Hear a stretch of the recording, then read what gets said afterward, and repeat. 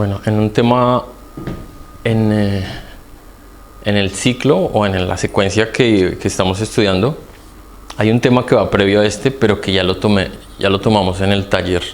Por eso hoy no lo voy a tocar, que se trata del desdoblamiento astral y las experiencias oníricas, que son un medio fundamental de constatación de que uno no es solo el cuerpo, sino que uno es algo que vive dentro del cuerpo.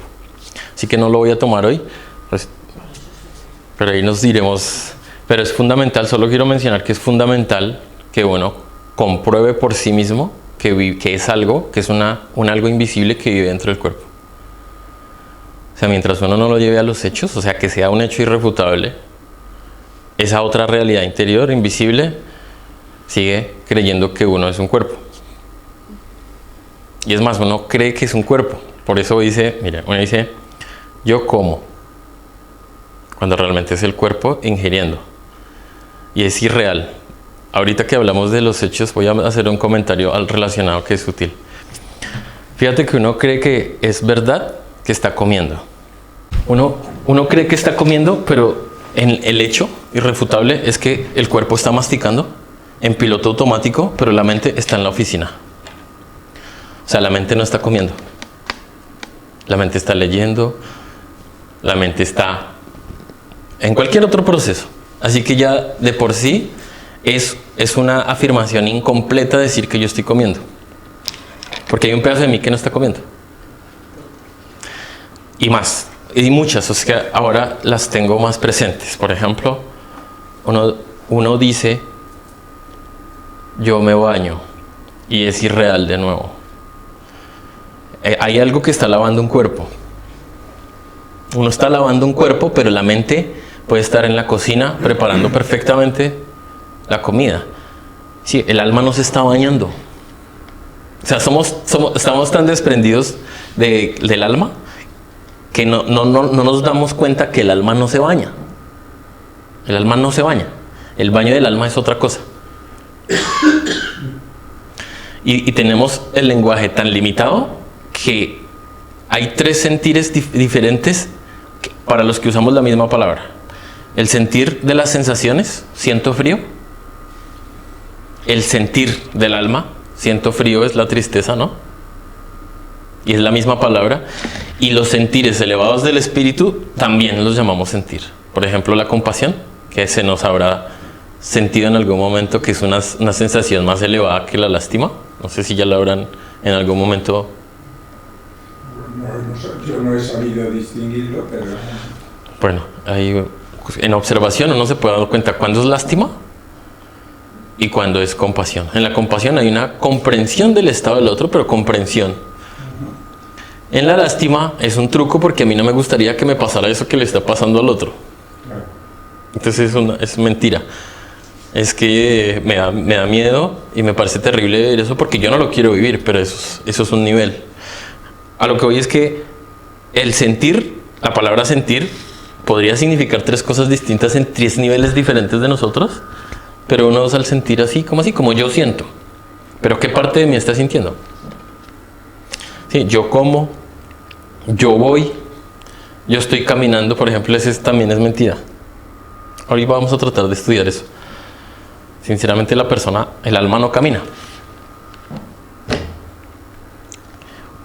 El cuerpo puede estar caminando perfectamente y la mente simplemente está despreocupada masticando un problema.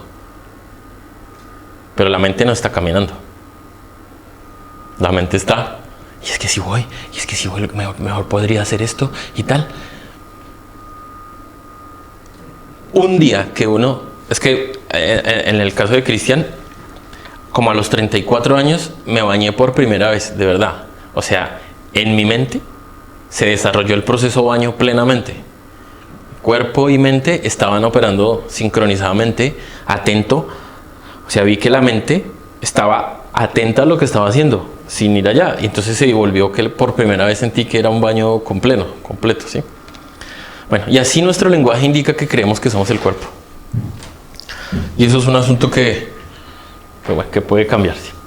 Incluso hay otra cosa que ayer lo hablamos con Fernando que es muy loco, y es que uno mismo, lo que uno cree de sí mismo es un recuerdo. O sea, la imagen de Cristian, voy a tratar de explicarlo. Por ejemplo, dentro de Cristian está la imagen de Fernando. Pero dentro de mí también está la imagen de Cristian. Hay 2 paquetes de imágenes dentro de mí. ¿Sí alcanzan a darse cuenta? Mi imagen de mí mismo, que es mis recuerdos, y mis recuerdos de Fernando. Y son los 2 paquetes de recuerdos que en mi película interior, pues Cristian es el protagonista y Fernando es un actor de reparto. En mi película. Pero en la película de él es el protagonista y el otro es el actor de reparto. Y el director. Lo que llamaban las ciudadelas. Sí, las ciudadelas psicológicas. Y todo eso es un proceso psicológico, por eso en el Kybalión dice todo es mente, pero no lo alcanzamos a captar. Porque todo es mente, todo está pasando realmente es en la mente de las personas. Bueno, el estudio de hoy se llama Los 7 centros de la máquina humana. Y empieza haciendo una afirmación que debe ser sometida a meditación. Y es que nosotros somos una máquina. O sea, eso que nosotros somos, incluyendo las 3 partes, es una máquina que está operando de una forma. Una hormiga es una máquina también. Lo que pasa es que es una máquina con un organismo, ¿sí? Con un cuerpo orgánico, ¿no? Pero es una máquina. Entendamos máquina como que hay unos mecanismos que están operando. La máquina no se conoce a sí misma. No entiende qué es. Tiene una serie de mecanismos interiores que simplemente están operando de forma natural porque desde pequeños se nos asigna un cuerpo y ese cuerpo tiene unas funciones y hoy puedo agarrar una pierna o un vaso, pero yo no capto sinceramente la conexión entre deseo, pensamiento, la parte motriz, todas las diferentes tensiones que se generan en tendones y músculos para que todo esto opere. Eso pasa automáticamente. Así que nosotros somos una máquina automática, en piloto automático. Pero nos creemos despiertos, así que somos un mecanismo dormido en operación. Entonces, este diagrama explica algo relacionado con 7 centros.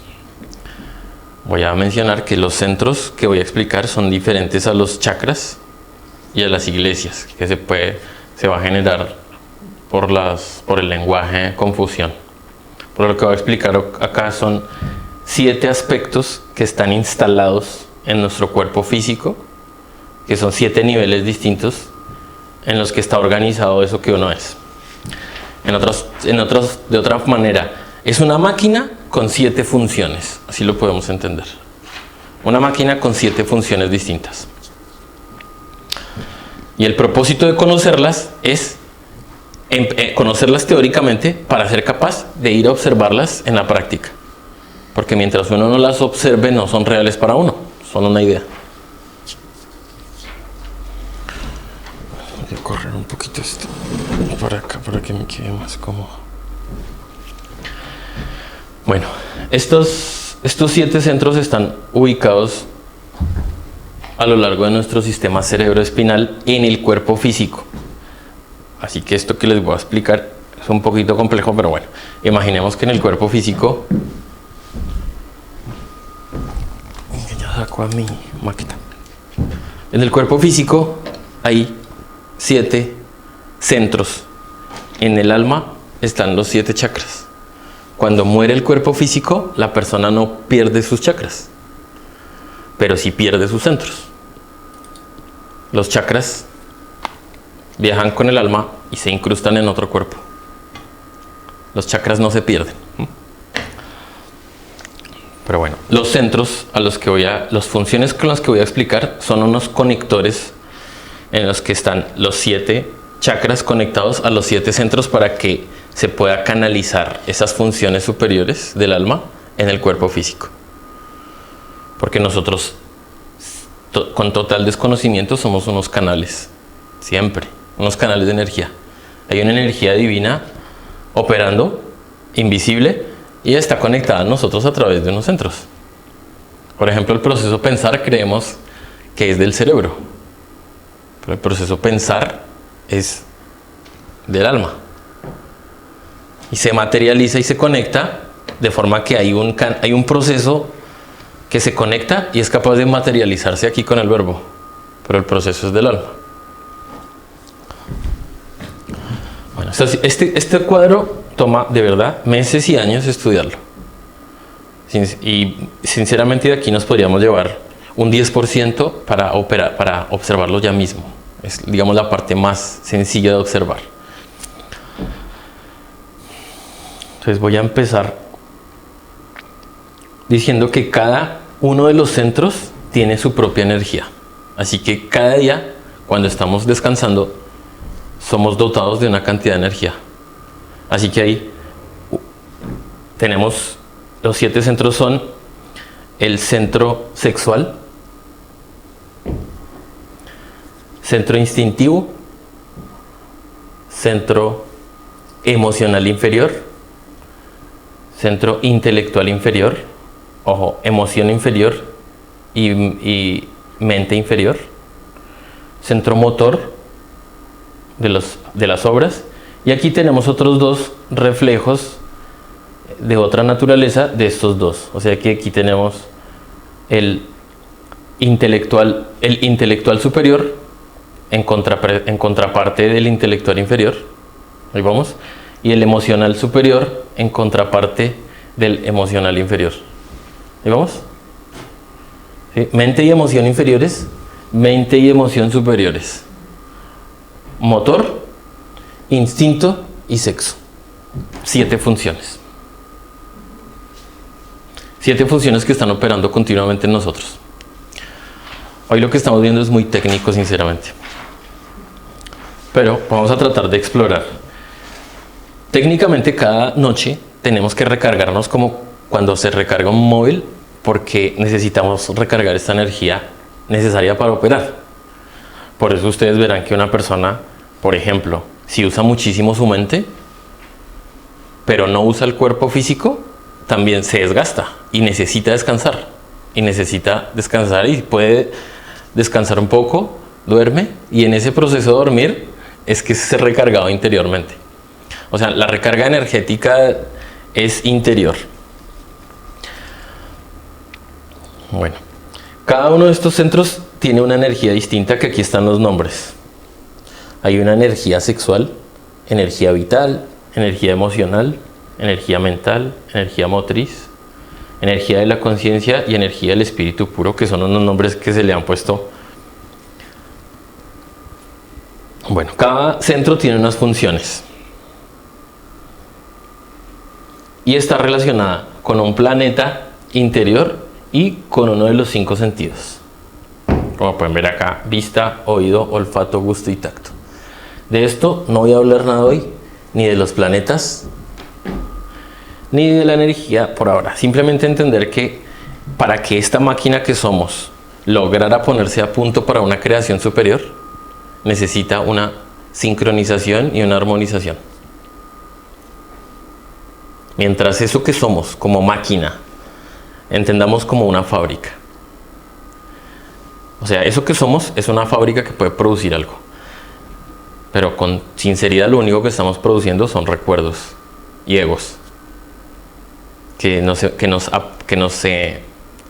encarcelan a nosotros mismos. Así que la enseñanza indica que es muy curioso. Le dice a uno, bueno, usted es una máquina y debe organizarse y sincronizarse para poder hacer una creación superior, porque esa máquina donde vivimos es un laboratorio pleno de creación, pero nosotros desconocemos las capacidades de la creación de esta máquina en la que estamos, en la que vivimos, pero es una máquina divina. Así que en la medida en la que cada energía asignada para cada proceso se use rectamente o en condiciones de equilibrio, se estará poniendo a punto la máquina para una creación superior.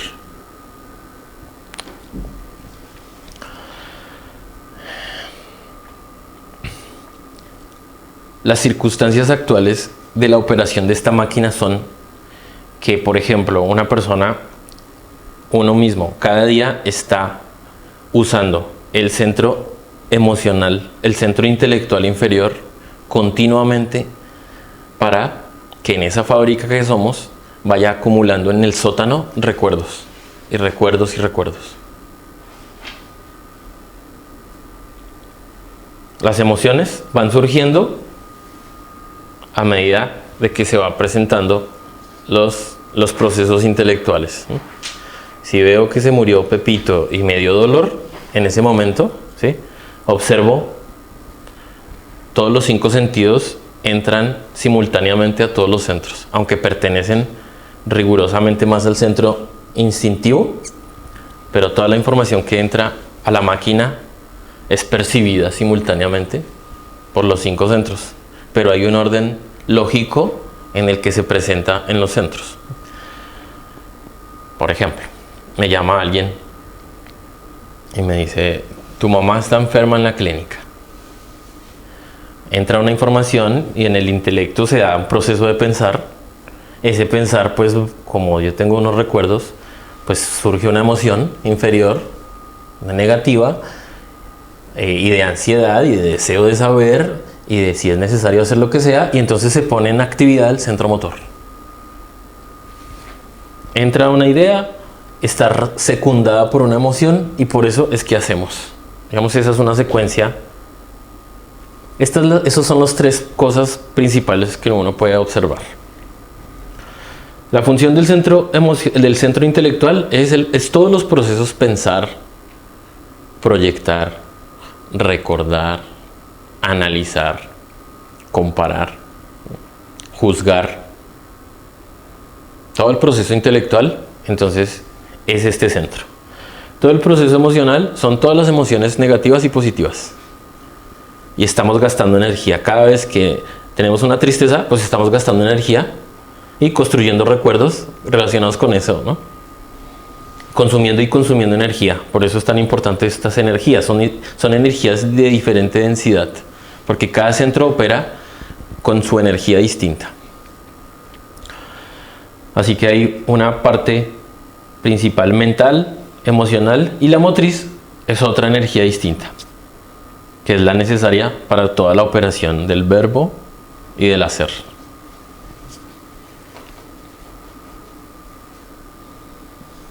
La operación sexual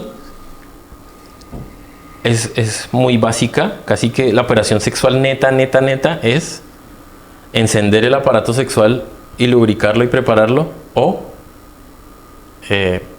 estar en calma.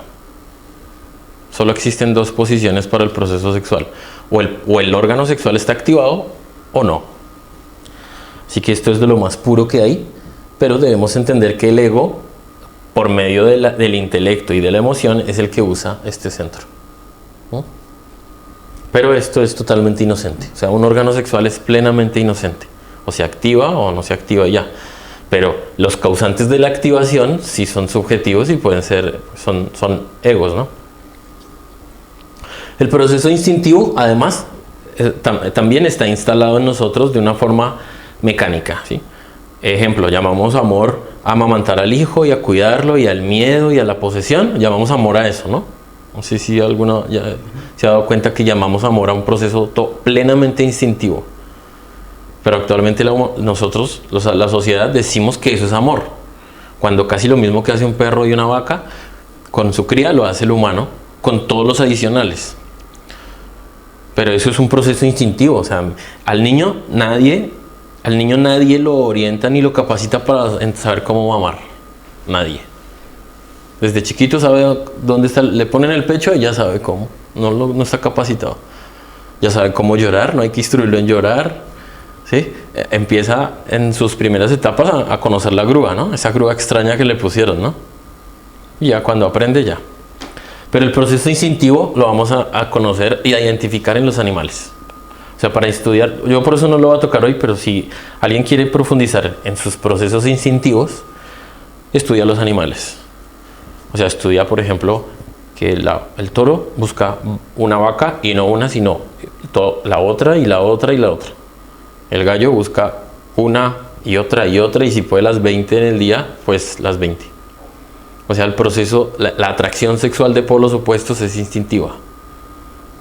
Es instintiva y es como, digamos que llegamos a recibirla. Pero esto también hay que disolverlo. Así que el propósito de observar estos 4 centros es descubrir y empezar a disolver. Empezar a observar y llegar a la disolución. Sí, básicamente a descubrirlo, estudiarlo e irlo disolviendo para que vaya cambiando, porque la construcción superior se hace con estas energías y principalmente con la energía sexual. Pero actualmente el proceso sexual, ustedes ya sabrán que el humano que vive, el alma que vive en un cuerpo masculino, ni siquiera dimensiona un proceso sexual sin orgasmo. O sea, lo normal es un proceso sexual que termina en la expulsión de la energía. Es más, es lo normal. Y cuando se le dice que esa energía es divina y que tiene unos átomos de vida y que sacar a su energía sexual es como sacar a Dios de su templo, eso le entra como si lo estuviera atropellando un tren. Es muy raro. Pero bueno, el centro sexual tiene 3 posibilidades de crear. Crea oscuridad en el infrasexo, o sea, con el sexo por placer. En el sexo normal, digamos, crea hijos. Y en el sexo superior tiene la posibilidad de crear los cuerpos interiores, que eso sería crear un cuerpo donde pueda vivirse en una dimensión superior, que eso es la inmortalidad. Que esto lo vamos a ir entendiendo. Así que el propósito hasta acá, sin tocar estos 2, es conocer estos centros. Este es muy fácil. Cuando yo tengo una emoción, es relativamente fácil. O sea, uno puede identificar si tiene ira, si tiene tristeza, si tiene una alegría desbordante, si tiene ansiedad, si tiene miedo. Esos son más o menos identificables en un principio. Si siente placer, si tal comida nos da tal placer o si tal comida nos da asco, ahí está. Ahí hay una reacción emocional de aprecio, desprecio, placer, odio. Bueno, digamos, esta parte consume un montón de energía y sigue creando recuerdos y creando subconsciente. Los procesos mentales, ¿cómo los vamos a detectar? Bueno, les voy a dar una clave que puede ser muy útil, y es que todos los procesos intelectuales los podemos identificar como verbos dentro de nosotros. Sí, básicamente uno podría proponerse tres tipos de procesos mentales muy sencillos, y es imaginación, análisis y recuerdo. Digamos que esos 3 son muy fáciles de identificar. En todo momento en el presente yo puedo ver si estoy recordando, porque me doy cuenta que me fui al pasado, proyectando al futuro, imaginando cosas que ni siquiera han pasado, o sea, suponiendo, imaginando, construyendo, o con una información que tengo, procesarla. Esta guía, ¿por qué sirve? Porque estamos dividiendo entre 3 en el tiempo, ¿no? O es futuro, o presente, o pasado. En el presente yo puedo estar analizando algo, sí influye el recuerdo, pero no solo el recuerdo. Pero esto sirve, estas 3 partes sirven. Y de esta central, que es el análisis, se desprenden otras que son, las principales sería comparar. Todos los procesos intelectuales se dan por comparación. O sea, todos los juicios, que es el que sigue. Digamos, comparar, o clasificar mejor. Comparar, clasificar y juzgar en ese orden, lo hacemos continuamente. O sea, todo lo percibido es comparado con otra cosa para poder hacer una evaluación, una clasificación y después juzgar. Esa cadena la podemos identificar con un poco de esfuerzo. Podemos identificar que el azul es azul porque existe rojo, amarillo, verde, Pero si todo lo que existiera fuera azul, el azul no sería azul. ¿Sería el único color que hay? No podría ser azul. Y así, el bajito y el alto, el bajo únicamente es bajo porque existe el alto. Porque si todos fuéramos exactamente de la misma altura, no existirían ni bajos ni altos. Todo el proceso constructivo de nuestros parámetros intelectuales está basado en las comparaciones. Las etiquetas. Hemos etiquetado basado en comparaciones. Bueno, y salir de la comparación es supremamente difícil, pero bueno, uno puede, si hace el ejercicio, se da cuenta que todo juicio que está haciendo es subjetivo. Todo juicio es subjetivo. Porque es una línea imaginaria y se puso un punto. Por ejemplo, una persona que dio alojamiento a Cristian hizo un pollo cuando nos recibió, pollo al horno. Y dentro de Cristian se realizó una calificación de 10 sobre 10 de ese pollo. Y lo observaba y me di cuenta. Y surgió, pues debido a los ejercicios de autoobservación, que por haber registrado ese pollo, descalifiqué todos los pollos que yo había hecho en toda mi vida. Todos. Ninguno ni se acercaba. ¿Por qué? Porque mis yoes del gusto por el pollo se vieron plenamente satisfechos con placer en el proceso de disfrutar, ¿no? O sea, crocante, un poquito crocante, mojadito por dentro un poquito, doradito. O sea, miren, si ven el truco, miren, dorado para la vista, ¿no? Crocante para el tacto, húmedo para el gusto y el tacto.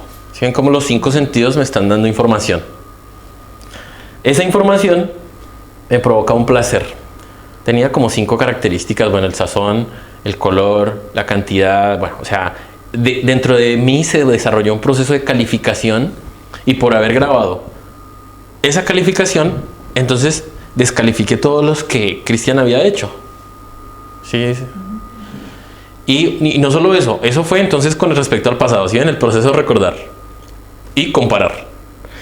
Y no solo eso, sino que cuando me vi en el futuro, dije, yo no voy a poder hacer nunca un pollo de estos. O sea, me imaginé en el futuro y dije, no, ¿yo cómo voy a hacer un pollo de estos? O sea, estoy hablando de una tontería como un plato de comida, pero cuántas cosas psicológicas están pasando. O sea, ahí es donde les estoy explicando que somos una máquina totalmente dormida, procesando un montón de información y ni nos damos cuenta. Y en esas pequeñas cosas que parecen sin sentido, ahí está la suma de nuestra energía acumulada, guardada, escondida, dormida. Entonces, en la observancia de esta energía emocional, de estos procesos psicológicos mentales, aquí en estos dos está el corazón del proceso del despertar. Sinceramente. Uno sí tendrá que ir a estudiar sus instintos para entenderlos, ¿sí? Para entender que si le llama la atención la chica, en el caso de los chicos, es un proceso instintivo. Es un proceso que está grabado y del que uno no existe ni culpa, sino nada más que hay una fuerza magnética de atracción entre dos polos y que debe disolverse. O sea, debe disolverse la parte animal, mejor dicho. Porque mientras uno sea un polo mecánico como un animal, pues va a ser atraído y no va a poder, no tiene dueño, no hay poder sobre sí mismo. Estos dos son los que más, incluso que el hacer, ¿saben? Porque estos dos, de lo que se piensa y de lo que se siente, se hace. Esto se desarrolla interiormente y el proceso hacer y hablar se exterioriza, ¿no? Esto es lo que hablamos en el taller del triángulo ¿no? Este triángulo. Este triángulo está gobernando principalmente en nosotros. Estas son las causas de todo esto, sinceramente. Y este proceso sexual también está manchado en todo esto. Sí, o sea, por ejemplo, la lascivia. ¿Qué es la lascivia? En el caso de los chicos, disfrutar, observar a una chica, por ejemplo, observarla, ingresa la información, pero en mi imaginación la estoy disfrutando. En el caso sexual, ¿no? Pero la lascivia también hay en la comida. Estoy en la cocina, observo el pollo, entra en mí y me lo disfruto con la vista sin morder, sin masticar y empiezo a salivar. Entonces esa es la lascivia, es un disfrute mental con respecto a algo que ya existe dentro de mí. Pero hay muchos tipos de lascivia, que la lascivia se podría sintetizar como el disfrute mental, que provoca pasar a un siguiente paso.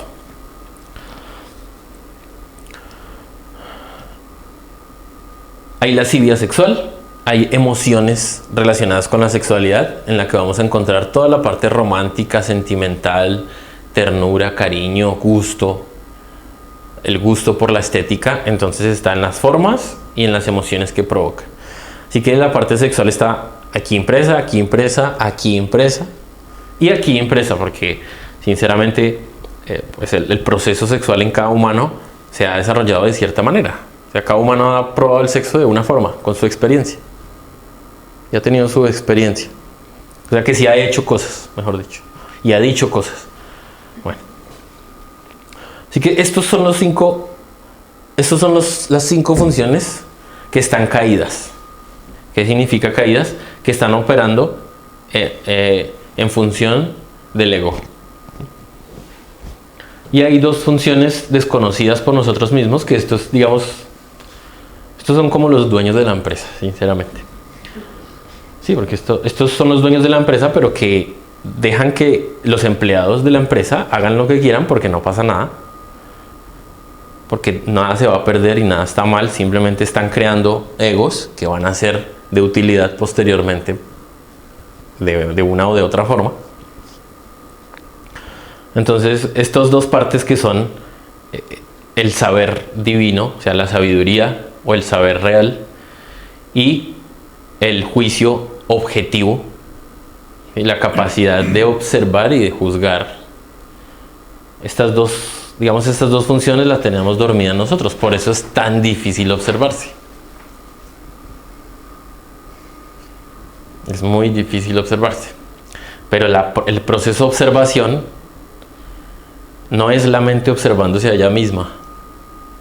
Es algo elevado observando algo inferior. Por eso la autoobservación es nuestra conciencia, por eso energía de la conciencia, nuestra conciencia percatándose, ¿no?, siendo testigo de lo que está pasando en la fábrica. A tal punto de que uno en un momento es capaz de descubrir dentro de sí mismo esas cosas pequeñas. El gusto por tal cosa, una ansiedad por tal cosa. Te voy a poner un pequeño ejemplo. Cuando una persona no tiene cierto saber, voy a poner otro ejemplo de las enfermedades, porque me doy cuenta que gran parte de la humanidad vive tomando píldoras de todo, ¿no? Pero eso es muy raro para mí, ¿no? Porque llevo 15 años sin ir al médico y sin meterme ninguna pepa. Entonces para mí resulta un poco más extraño ver que cada persona tiene esta para esto, esta para esto, este para esto y este para esto. Y lo primero a lo que recurrimos es el médico, primero sobre todo, y volvimos un culto. E idolatramos a los médicos incluso. Socializamos la enfermedad. Es un proceso psicológico muy interesante, sinceramente, que debe ser estudiado, porque mientras uno confíe más en el médico que Dios, sinceramente es un absoluto mentiroso y es mentira total. Su experiencia espiritual es una mentira mientras le ponga más confianza a su abogado y a su médico que a su propio ser interior, que en ese que dice que cree. Entonces, eso, si uno no estudia eso y algún día se pone en las manos de su ser, su salud, pues vive en un estado de condición, ¿no? Que yo no le voy a decir a una persona que no vaya, o si vaya al médico, y sinceramente lo digo porque es que alguien puede enfermarse y entonces vienen y me dicen que yo fui el que les dije que lo hiciera. Sí, pues sinceramente eso es la razón, pero cuando hablo con una persona en privado, sí le digo de mis experiencias de sanación que ocurren con la conexión que hay con el ser interior profundo, que es la que me sana. O sea, en mi caso, a mí me sana la madre tierra, con unos procesos, sin recurrir a un médico ni a una pepa ni nada. Bueno, pero yo ya confío en el ser, ¿no? O sea, para mí el pilar es el ser, o sea, la fuerza interior es el ser. Pero para llegar a esa confianza, Hay que limpiar la desconfianza No, eso. y limpiar la confianza en el Pepito. Ya. O sea, confiamos más en el diagnóstico de cualquier persona que en nuestro propio corazón, que en nuestro propio sentir, que en preguntarle a Dios o bueno, o al ser interior, a la fuerza que en un astral me diga qué tengo. Cuando el ser le puede decir a uno qué tiene. Un diagnóstico se lo puedan dar interiormente. Y qué tomar y qué hacer y cómo resolver el asunto. No estoy hablando de medicina, sino de procesos psicológicos, ¿no? O sea, toda expresión que se cristaliza en enfermedad en el cuerpo es porque hay un proceso psicológico de enfermedad. Y en mi caso he comprobado que disuelta la enfermedad psicológica, sana el cuerpo. Así que hasta que uno no lo vive, dice, claro, sí, si yo resuelvo este problema psicológico, viene el equilibrio del organismo como expresión, ¿no? Sí. Estas dos fuerzas, estos dos centros están de alguna manera desconectados. O sea, entendamos que la sabiduría no es la que gobierna nuestro día a día, ni nuestro hacer. Y la conciencia no es la que gobierna ni el sexo, ni lo distinto, ni nuestra emoción, ni la mente, ni la acción. Así que de cierta manera, esto se expande en esta energía. O sea, todos los yoes están repartidos de alguna manera acá, ¿no? O sea, los yoes entran y usan los centros. Y se esconden. Uno tras otro. ¿Sí me entienden eso más o menos? Sí. O sea, hay un yo airado y en este momento ninguno de acá tiene ira. ¿Dónde está esa fuerza de la ira? Descansando, haciendo fila, esperando a ver si ahorita viene alguien y le parqueó el coche al frente y no lo deja salir. Y pues ahí, ¿qué pasa? Entra de algo que se llaman las infradimensiones, se mete en el centro mental y dice, pero ¿cómo puede ser que alguien me ponga este coche a mí acá al frente? Esto está mal, esto no puede ser. Emoción negativa, choque conceptual y queja. En ese momento entra ese ego que tenemos, usa la energía, crea, genera enfermedades, creó recuerdos, engordó los yoes, engordó el ego, engordó el orgullo de yo me merezco, ¿no? De yo debería tener mis derechos, lo que está bien y mal, sigo imprimiendo. O sea, cuál observación, cuál paciencia, cuál tolerancia, cuál comprensión, cuál reflexión, no. Primero ahí está. Así que esos yoes entran, usan energía y se guardan en este paquete de ego. Por eso es tan importante la observancia, ¿sí? Si uno no observa que eso que somos viene, se alimenta de energía de esta que tenemos y va, se guarda. Entonces, digamos, la fábrica es saqueada todo el tiempo de energía. Somos una máquina dormida que está construyendo ego. Estos dos centros se meten de vez en cuando a su bola, a su ritmo, cuando les da la gana, sinceramente.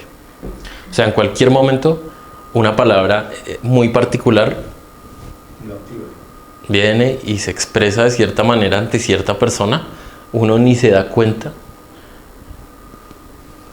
Tin y ya. Uno ni se da cuenta. O sea, salvo que uno esté en vigilia, lo nota. O sea, en vigilia uno puede darse cuenta cuando dije tal cosa y no sé por qué, no sé ni por qué lo dije de cierta forma. Perdona, eso de que me interrumpa, el tema de la vigilia, ¿qué es? La observación de sí mismo. O sea, la vigilia es la observación. Vigilar, sí. Observar. Vigilia. Observar.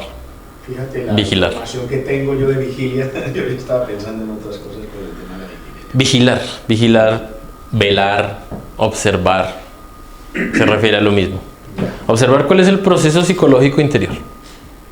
Porque hay otra consecuencia que les voy a decir, y es que una persona, por ejemplo, muy intelectual, todo el día cree que va a justificar el trabajo que sea que tenga.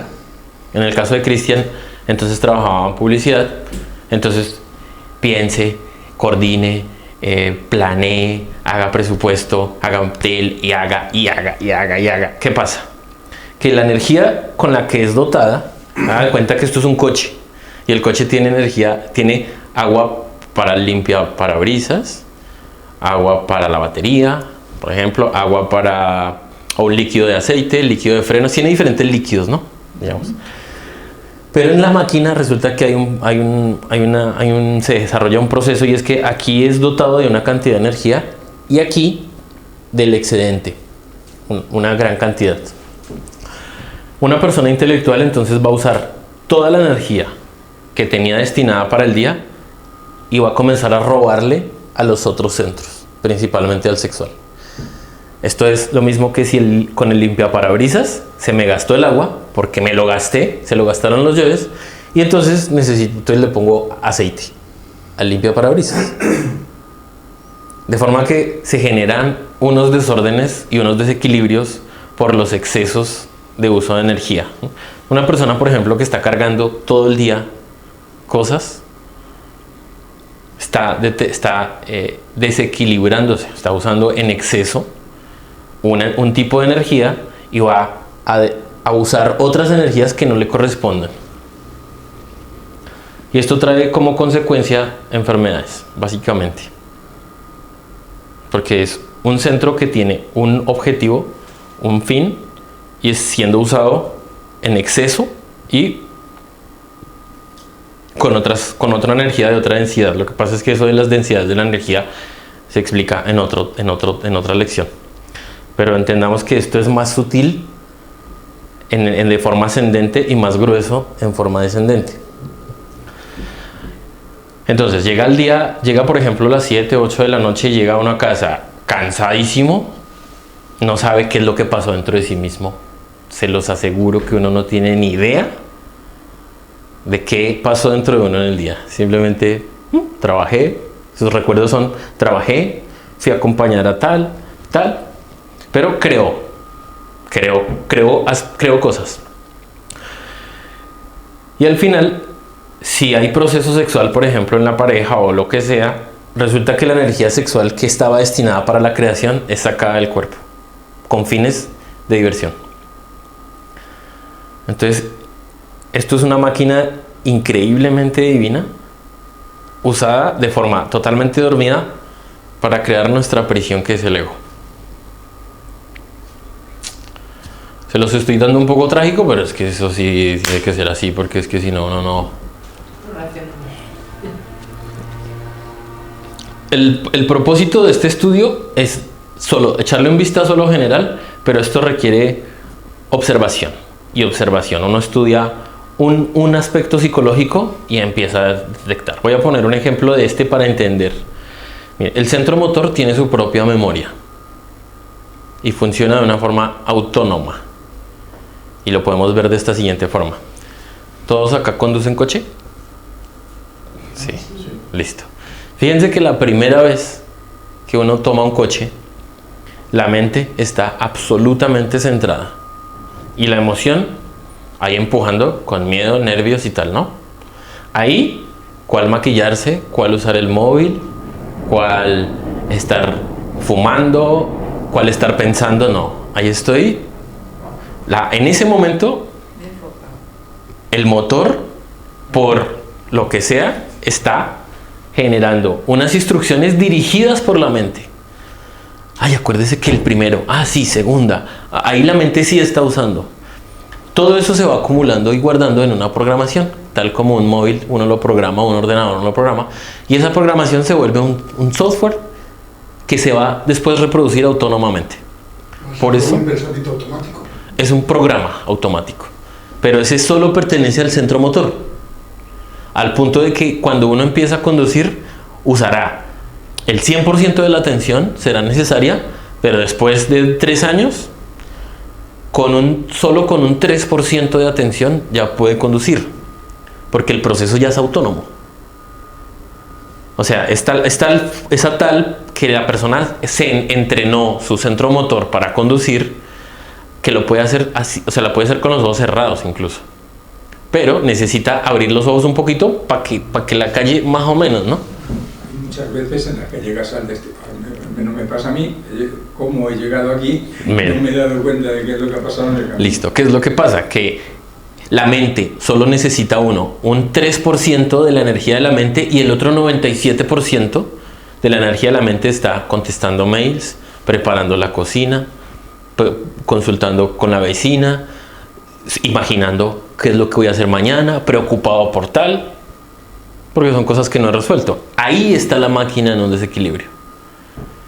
Y en observar eso es que está la recuperación de nuestra energía. Entonces ahí uno entiende que, por ejemplo, para abrir la llave para abrir la puerta de la casa esa en la que vivimos, ya hay un programa.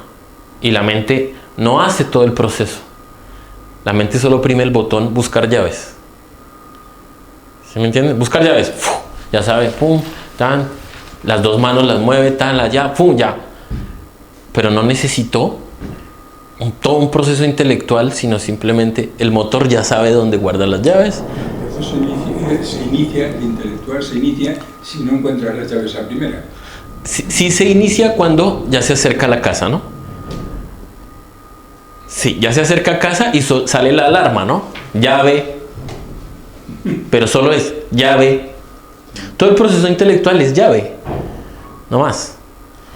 Y la máquina, el centro motor ya sabe cómo mueve la mano. Mejor dicho, uno no tiene que poner atención en qué tanto muevo este dedo. Giro la mano 90 grados.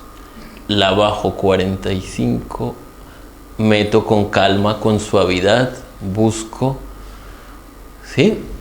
Con cuánta fuerza yo oprimo, ¿no? Eso ya es software. Ya está programado con cuánto yo cojo un vaso de agua. No se piensa. Ya se sabe, pero pertenece a un programa mecánico totalmente. Entonces así uno juiciosamente en observancia empieza a conocer sus centros y todos los procesos mecánicos. Conducimos el coche, mecánico. Abrimos la puerta, mecánico. Hablamos, mecánico. O sea, ya sabe, las reacciones, las palabras, el lenguaje ya pertenece a esa parte mecánica, totalmente mecanizada de respuestas. Eso estudiando el centro motor, un ejemplo, pero esto solo puede cada uno ir a descubrir esto dentro de sí mismo. Esto no lo va a aprender nadie en un aula, nadie. No se puede, es imposible conocerse a sí mismo en un aula. Solo cuando uno va a abrir la llave y dice, ¡pum! Cambio, voy a buscar la llave con la mano izquierda. Ahí ya puso atención. Voy a bañarme. ¡Pum! Yo, pero voy a bañarme. Mentira, si yo cada vez que estoy en el baño estoy pensando en la cocina, por ejemplo, ¿no? Mentira, o sea, tengo que ser sincero. Entonces voy a lavar el cuerpo hoy con la mano izquierda. Eso es un choque que ayuda a la concentración. Ahí sí hay atención. Bueno, pues claro, coger el champú con la izquierda. Digo, en el caso de que los programas sean derechos, pues el hacerlo con la otra mano ya representa un cambio exterior que provoca la atención. O sea, que sería necesario romper la rutina para romper la rutina, quitar todos los automatismos para hacerlo con conciencia. Pues eso sirve. Vivir el presente, ¿no? Eso sería vivir plenamente el presente. Yo he hecho ese ejercicio poco. Enseñan a que cada momento debería vivir ese momento. Eso lo enseña el mindfulness. Esto es muy técnico porque va a una profundidad que uno no alcanza a sospechar en este momento. O sea, sinceramente no alcanza a entender cómo esto se mete en la minucia de la operación interior. Pero eso sí lleva a vivir el presente en plenitud. Bueno, y no solo eso, digamos, cuando la máquina comienza a operar en otra dinámica, comienzan a ocurrir un montón de cosas distintas. Muchas cosas distintas. Pero la propuesta es que si uno no llega a equilibrar para que cada energía que tiene disponible en el día sea usada de la forma recta, está construyendo y construyendo. ¿Sabes que somos unos constructores de subconsciente y no nos damos cuenta? Todo. Uno va por una calle y uno no se da cuenta que esa calle ya está en su ciudadela interior. O sea, ya existes en la mente, va por la calle ni se percata, eso, o sea, y voy pensando en otra cosa, ahí hay desequilibrio. El equilibrio está en hacer esa cosa plenamente como si no existiera nada más que en este momento poner la marcha, cambiar la marcha a la segunda. Listo. Estoy atento, plenamente atento en el presente. ¿Cuál es ese día del trabajo? Que no se va a poder. El trabajo no se va a poder. Viene este recuerdo, viene esto otro, viene esto otro. O sea, un montón de chicos que están haciendo fila para robar energía, porque necesitan alimentarse. El sentido de la vida de cada ego es vivir, alimentarse. Entonces tengo pendiente este botón, tengo que pagar esto, no he mandado este mail, ojalá que esto, ahora llego a la casa y no... Toda esa charla interior de nuestra ciudadela psicológica, que son nuestros yoes, están vivos, como si uno tuviera un montón de niños ahí, gritando y haciendo. Entonces la práctica que enseña este tema de estudio se llaman los 4 rectos. El recto sentir, el recto pensar, el recto hablar y el recto hacer. ¿Cómo se llega a esa rectitud? Dice el ejercicio que hay que observarse primero, o sea, empezar a observar toda cosa que uno vaya a hacer, todo, y diagnosticar, ¿esto es útil, justo y verdadero? Hay que estudiar un poco más esas 3 palabras porque son profundas. Útil, justo y verdadero. O, si no lo va a hacer así, directamente pasará los 3 pasos propuestos: observación, reflexión y oración, que son los 3 pasos que he propuesto insistentemente. Es observar algún proceso psicológico, reflexionar para descubrirla que no es real. Eso es, llegar a descubrir y a constatar que no es real. La veracidad que yo le he dado está en mi imaginación. Otra cosa es el hecho irrefutable. Si tienes razón, que hay un hecho irrefutable, ¿no? Pero otra cosa es la calificación y la película que se está desarrollando en la mente. Eso es lo que debe quitársele el valor que le hemos dado de realidad. Y el tercer paso es la oración, o sea, pedir ayuda para que eso se queme, para que se disuelva, para que desaparezca. Esa ayuda,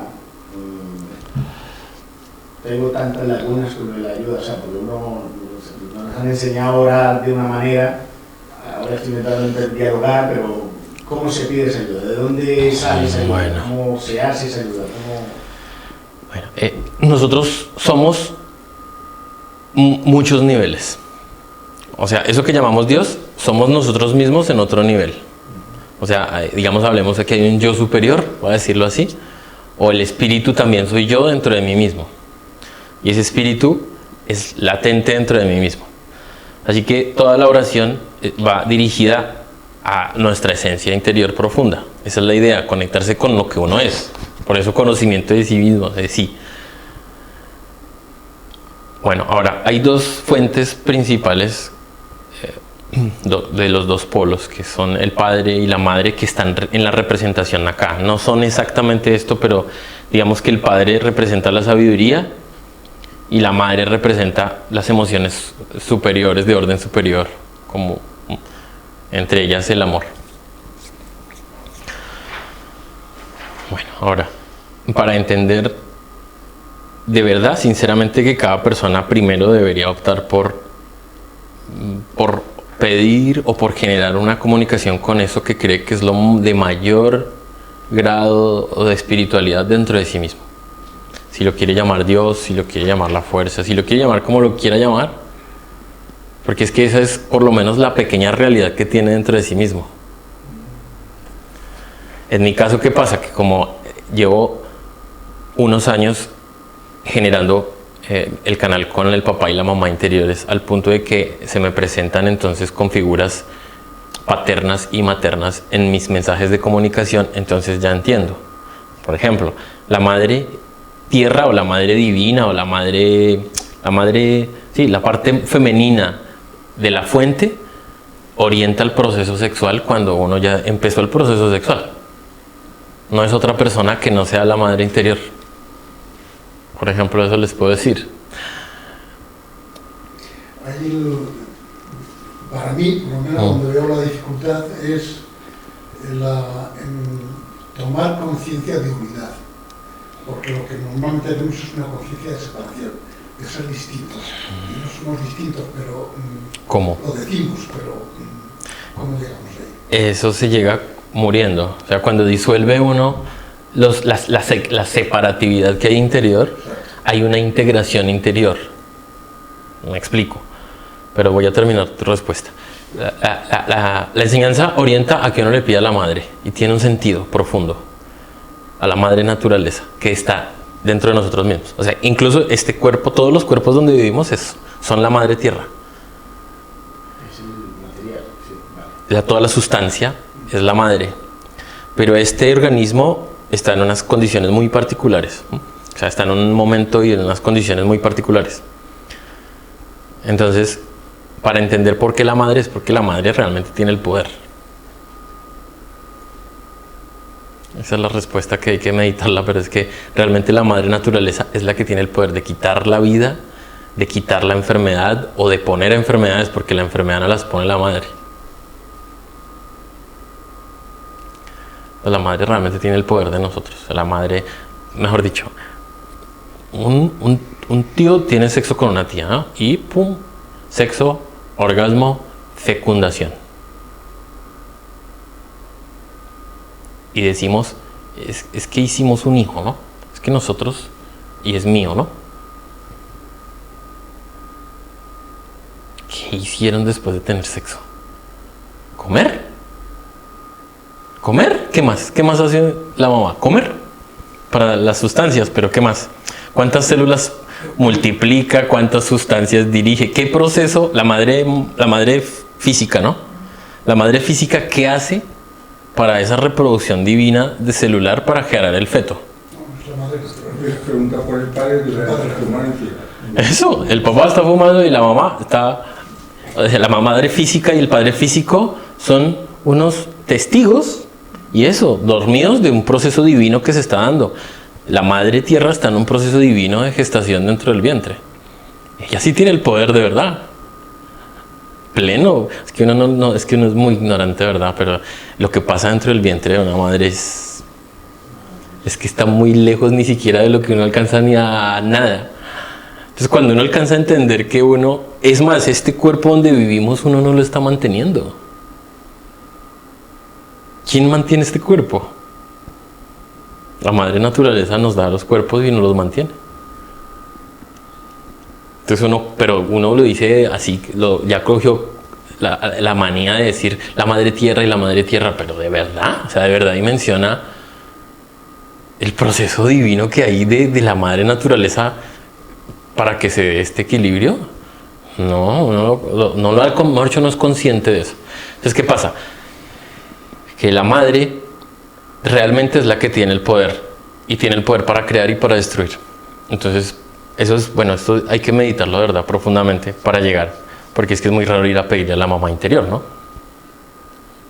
Al comienzo es raro, pero porque cuando a mí me dijeron, a mí me chocaba. ¿Eso cuál mamá? ¿Cómo así que mamá? ¿Por qué le tiene que decir a una mamá? Pero cuando empiezo a reflexionar, simplemente a meditar, pero ¿por qué mamá? Claro, pues hay una fuerza positiva. Estamos hechos a imagen y semejanza del Creador. Si en el plano físico vemos chicos y chicas, pues en el plano elevado hay una fuerza femenina y una fuerza masculina. O sea, esa idea de un Dios masculino, pues tonta, ¿no? Entonces hay una divinidad masculina y femenina. Entonces en mis meditaciones y en mis reflexiones comenzó a darse dentro de mí como un razonamiento en el que iba haciendo, razonable. Y entonces empecé, y cuando interiormente vienen las experiencias de orientación, pues ya no hay duda. Por eso que la carta del tarot, el 21, es el mundo, es el ser androgónico, ¿no? ¿El 21 es el ser andrógino? Ajá. El 21. Es 3. No sé. Pero la madre es el 2, la emperatriz. No, esa es la 3. ¿La 3 es la emperatriz? Ajá. El 1 es el mago. Ajá. ¿Y el 2? La sacerdotisa. la sacerdotisa. Y 3, la emperatriz. Claro, mira, o sea, me estoy llevando a ese proceso que yo he visto las cartas y digo, pero ¿por qué? Claro, o sea, estoy también... Estoy conectando. Pues bueno, para esa respuesta, en el caso, no se le pide al padre, sino a la madre. Esa es la propuesta, pero cada uno debe llegar a hacer las paces con la mamá porque uno ha abandonado a su mamá interior. De otra forma lo voy a decir, la madre del organismo material no es la madre. La madre del alma es la madre. Es que como nos creemos cuerpo, entonces, si uno se cree cuerpo, pues asigna que la mamá es esa que le dio el cuerpo. Pero mentira, porque uno se cree cuerpo. Cuando uno entiende que uno es un alma, resulta que el alma tiene una mamá. Es que además ese cuerpo que nos dieron físico ya no está. Además, porque la del poder lo ha ido cambiando y cambiando y cambiando. Entonces, ¿sí me entienden que la madre en un nivel más elevado? O sea, es que la madre material pues es una hermana. Y la madre espiritual es la madre del alma. Porque el alma pues, se mete en los cuerpos, sale, mete y sale y sigue siendo la madre. O sea, el alma, la mamá, esa madre divina es más allá del tiempo. La que hoy es la madre, a la que llamamos madre, es madre de este ratico. En la siguiente existencia es la hermana o la esposa o pues, depende de los rollos que uno tenga, se la ponen de mamá, de papá, de pareja, de torturador, etcétera. Mejor dicho, hay un montón de...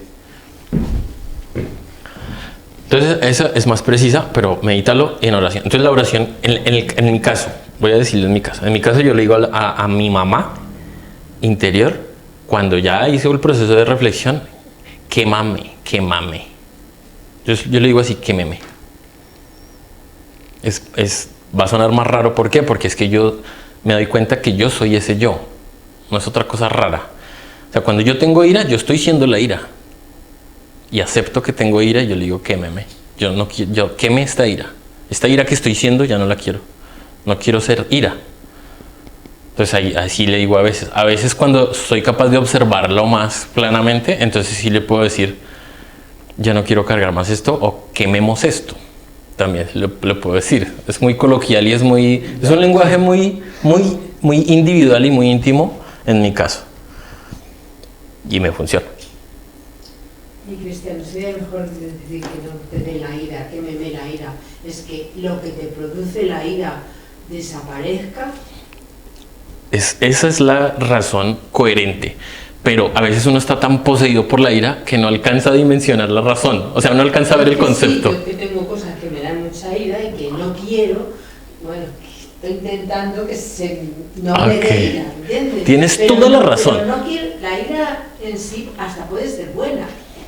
Podría ser útil. Pero lo que no es normal es que haya situaciones que te produzcan esa ira. Ok, listo. Tienes toda la razón. Es que a mí, por ejemplo, la falta de respeto de cualquier tipo me genera una ira. Listo. Digo, pero bueno, ¿por qué tengo que ponerme? Bien.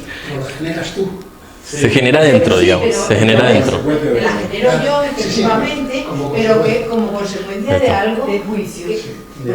Un juicio. No, pero juicio no, es que, por ejemplo, vamos a ver, juicio sí, pero es que cuando un perro me ataca porque la señora no lo lleva atado, coño, es que vamos a ver. Pero miremos el fenómeno, el hecho irrefutable. Mire, sí. Le voy a dar esta guía.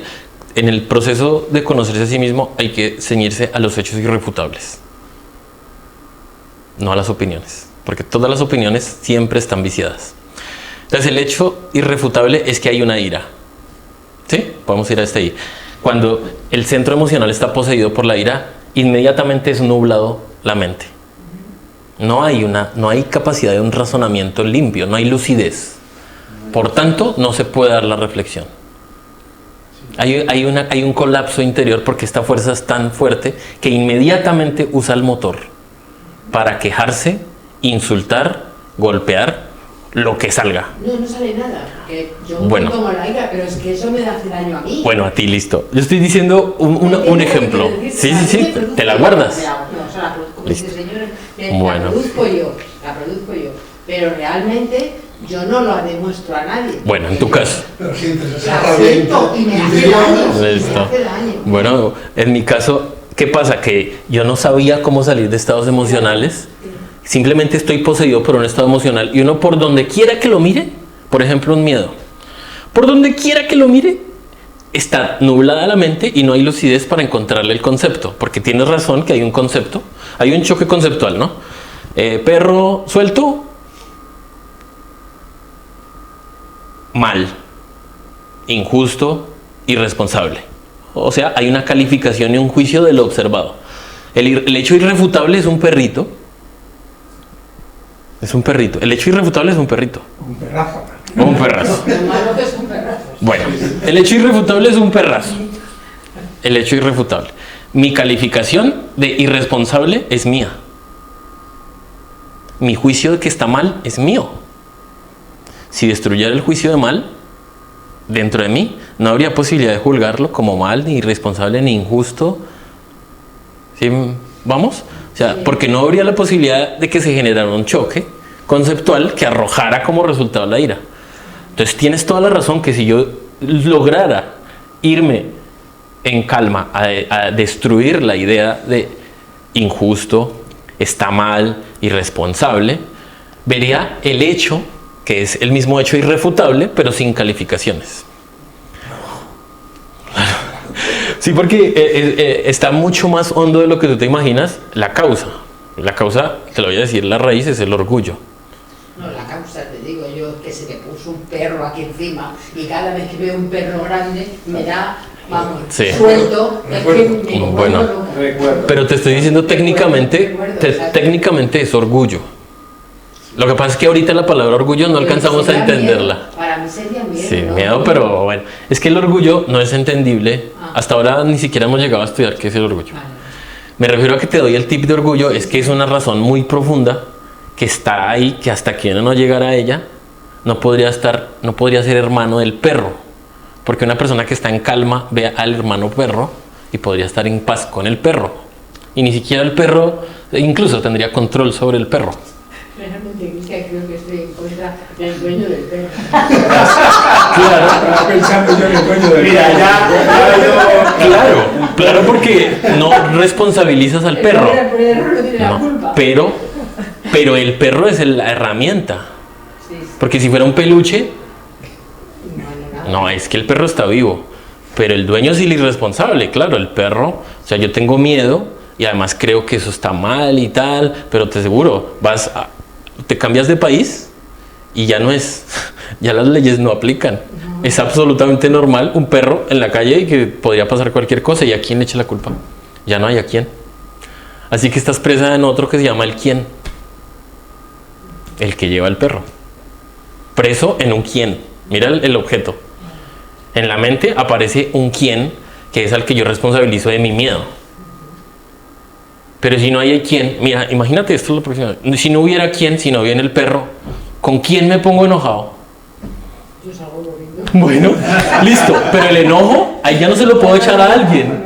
Eso, este tipo de reflexiones sirven para que uno se cuenta, claro, si viniera un perro, ¿contra quién la cargo? No, contra el vecino no, contra el perro, pero el perrito es de la calle, o qué, o lo que sea, o sí se la... no, contra el gobierno, que no pone leyes. Siempre necesito un quién, a quien chantársela. Sí. Listo. Ahí uno está descubriendo un fenómeno psicológico que se llama necesito un responsable. Necesito un quién a quien dirigir Para justificar. mi ira. Para ocultar que yo creo que yo me merezco. Sí, yo llegaba a decir que yo quería ser perro porque tienen más derechos que yo. O sea, que fíjate. Mira la comparación. ¿Te acuerdas que hablamos de la comparación? Si yo me comparo, y entonces por la comparación surge que parece que tuviera más que yo. Comparación. Bueno. O sea, que cuando uno está invadido de la ira y del miedo, porque son dos cosas que... Y de la nublan lujuria. literalmente. Y la lujuria. Sí, la lujuria. Cuando uno está invadido en ese momento, como uno no tiene el poder de observar, porque ya está invadido totalmente, en ese momento es cuando se le tiene que alumbrar a uno la lucecita de decir, madre, pedirle a la madre tierra que queme o que acabe con Que destruya, como con el idioma que uno quiera. Sí, Si uno quiere ser duro, dice, queme esta fuerza negativa que me tiene en este estado, por favor, te suplico. Así como, por favor, Sí. por favor. ayúdame, que es que estoy poseído interiormente. ¿Por qué? Porque es que sinceramente es muy difícil llegar en el momento del proceso a destruir el concepto. No sé, es muy difícil porque en ese momento toda la máquina, es como si usted tuviera una empresa completa operando para una entrega de un golpe, sí, pero ya está en operación y todos los empleados ya están operando listos para tal y ya no hay cómo detenerlo. Entonces, ¿qué pasa? Que ahí a mí me funciona porque hay una ansiedad. Por ejemplo, yo tengo un vicio que es la comida. Me encanta la comida. Y cuando hay en la casa frutos secos, que bizcochito, que una dulce, que tal, Cristian puede estar 12 veces yendo a la cocina. 12 veces.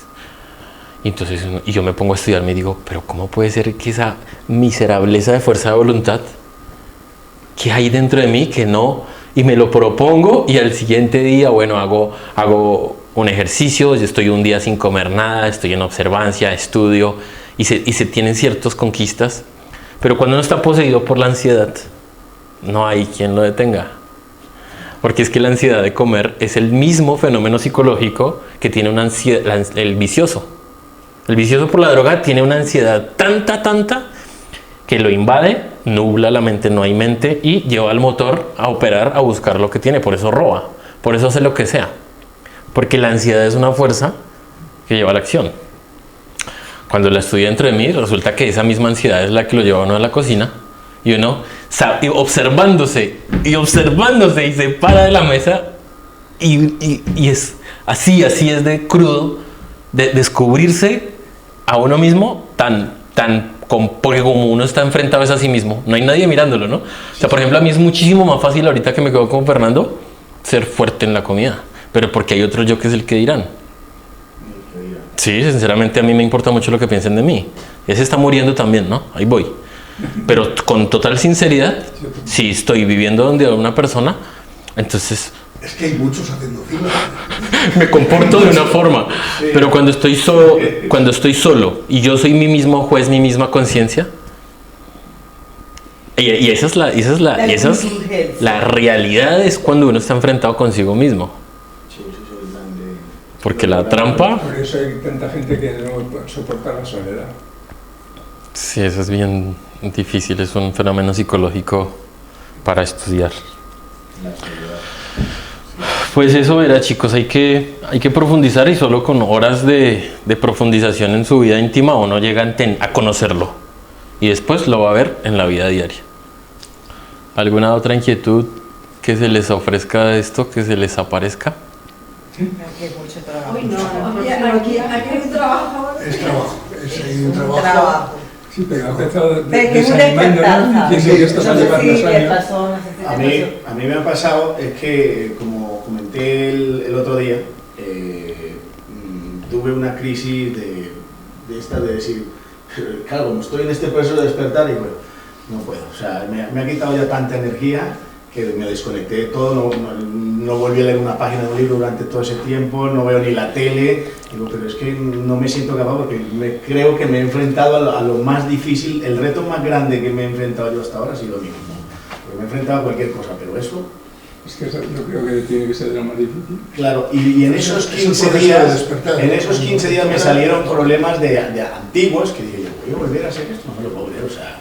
Pero si esto ya lo tenía, se supone que superado. Resuelto. Y claro, la identidad es, el despertar es como el gimnasio. Si esto lo dejas, tiene que ser diario.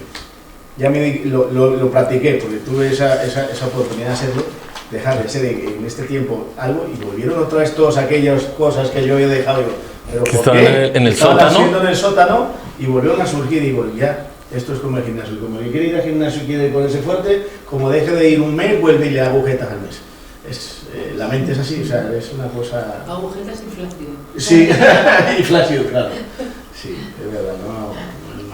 Pues es que cuando entran agujetas en el alma... También. Sí, es que entran agujetas en el alma y te quedas diciendo, madre mía, madre mía. Y en la mente. Que están y surgen, porque todo esto está desconocido por uno mismo. Por eso esa hojita que les di en la parte inferior es un dibujito muy curioso que es una lista de fenómenos psicológicos o de yoes o de egos que sirve como para, o sea, es un vistazo a unos nombres. Un vistazo a ti mismo por dentro. A unos nombres, sí, o sea, no, aunque está chiquita, pero por ejemplo, yo caprichoso, yo apasionado, yo afectivo, yo antojado, yo impuntual, yo reacciono, yo estilista. Es como una idea de unos fenómenos que de alguna forma están en uno y que hay que hacerle un currículo a cada uno. Cada uno hay que hacerle un estudio para conocerlo. No tengo vida para todo eso, ¿no? ¿Sabes qué pasa? Que lo curioso cuando uno está estudiando esto es que hay una cosa que les voy a decir, es que cuando uno está estudiando esto no es por esta existencia. Ya. Sí, bueno, si uno lo ve en ese plazo, sí. Pero ¿sabes qué pasa? Que es que uno no entiende muchísimas cosas, pero voy a tratar de decirles. Es que nos metes un berenjenal en la cabeza. Te decía el otro día, mi padre decía que le cocía el puchero. Pues lo mismo pasa a mí. Cuando terminan de hablar, yo tengo el puchero aquí. Bueno, le voy a decir otra cosa más.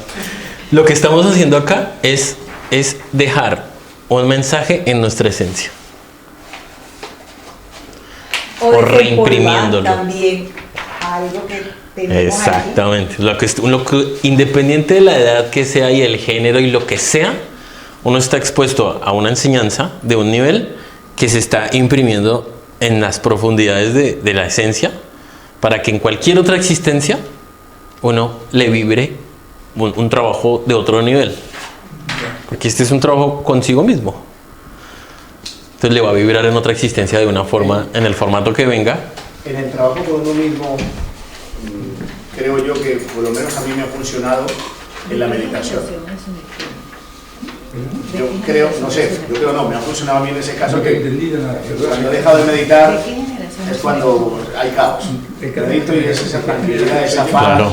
Ya me quita, eso sí, una mochila de piedras de muchas cosas, de creencias y cada vez... Pero es que, como dices, eso hay una cola aquí, sale otra y eso parece un sinfín. Hay un indicio en el que uno como estudiante es orientado, en el que el trabajo está dando un resultado, y es cuando uno ve muertos por dentro. Así, crudo, tal cual, muertos, o uno se ve matando, o uno ve, por ejemplo, guerra y ahí tirando una granada a un lado, o uno se ve con un arma. ¿Y eso qué es, perdón? Todo eso significa que hay una guerra interior, o que hay una conquista interior, o que algo está muriendo dentro de uno. Eso es un indicio. O sea, por lo menos en la experiencia de la esposa mía y de otras personas que hacen su trabajo, cuando uno hace suficiente guerra durante el día, resulta que por la noche ve muertos.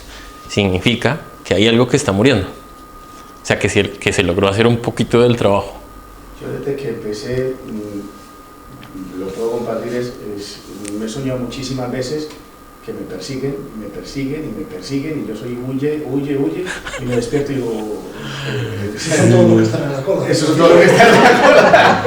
Yo me estoy observando hasta en ese... Y el último que nunca en la vida me había soñado con un león atacando a otra persona, no a mí. A otra persona. Bueno. Y yo, ¿esto qué significa? Pero no sí, es que no entendemos de esa simbología interior. Sí, a mí también me pasa. Pero y jamás en mi vida me había soñado con... Cada mensaje es un símbolo de un proceso interior en el que nos van mostrando así con figuritas. Sí, porque no se va a aparecer alguien a decirnos: Cristian, estás muy bien en tu trabajo. Sí, cuando viene un león, por ejemplo, a atacarlo a uno, es que la ley, el león simboliza la ley, le va a llegar a uno con un cobro, por ejemplo.